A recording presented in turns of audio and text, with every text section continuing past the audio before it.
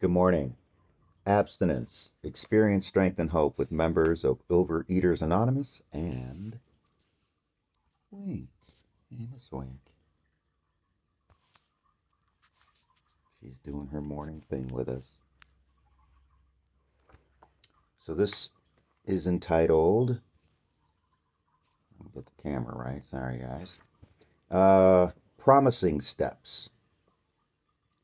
Shortly after coming to OA, almost 3 years ago, I began to notice a change in my attitudes towards social gatherings, particularly parties.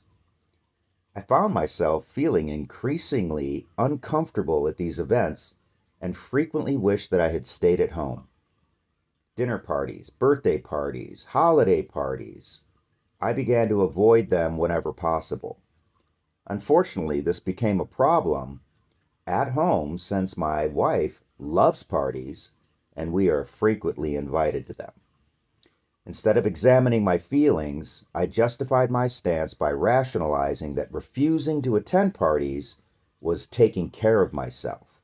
After all, I thought, parties are just food and alcohol feasts that have no place in my daily eating plan. I was partially correct. When I first gained my abstinence, parties were slippery places for me because of the unlimited food and drink.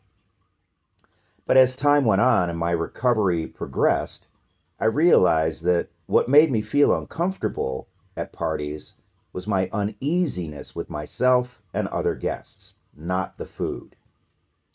In the days before I came to OA, I ate and drank my way through those parties, thus avoiding having to confront my feelings. Anger, low self-esteem, and fear of people were the underlying causes of my overeating at parties.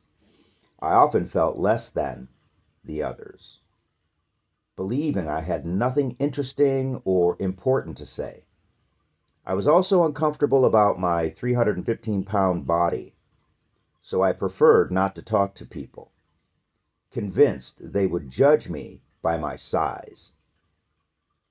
These feelings also precipitated my anger, and I actually found myself resenting people who could enjoy themselves. When I reached a normal weight and remained abstinent, these feelings that had been buried began to resurface. No wonder I didn't like parties. They brought to light some of my most serious defects of character. It was clear that there was work to be